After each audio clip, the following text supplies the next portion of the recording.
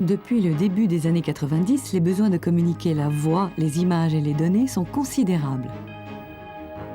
Or, la fibre optique est capable de convoyer jusqu'à 40 milliards d'impulsions par seconde. Une seule fibre peut acheminer sur un seul canal l'équivalent de 40 000 conversations téléphoniques simultanées.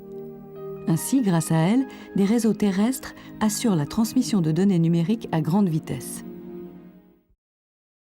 La fibre optique est un guide d'ondes lumineuses.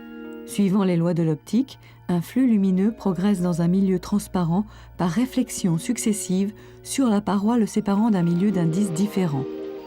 C'est le principe des fontaines lumineuses. Pour faire transmettre par ce flux des signaux numériques, il suffit de convertir leurs impulsions électriques en impulsions lumineuses. C'est le rôle des diodes laser qui émettent un rayon lumineux.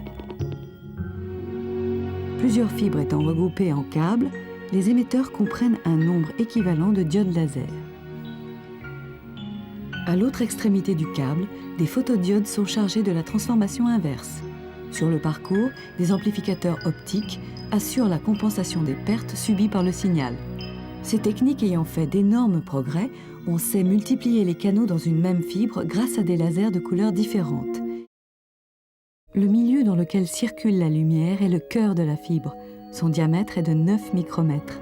Autour de lui, la gaine de la fibre fait exactement 125 micromètres, le diamètre d'un cheveu.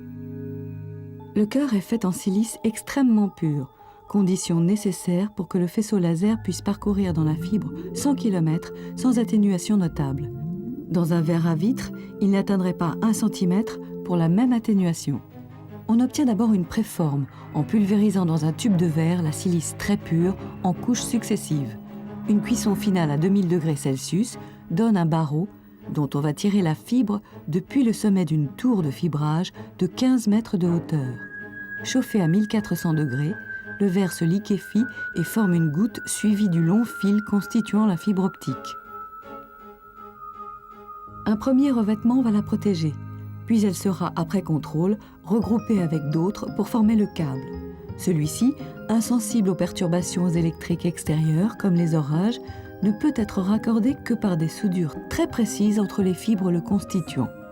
Un arc électrique chauffe la silice et redonne une structure uniforme à la fibre, sans perte pour le rayon laser qui va la parcourir.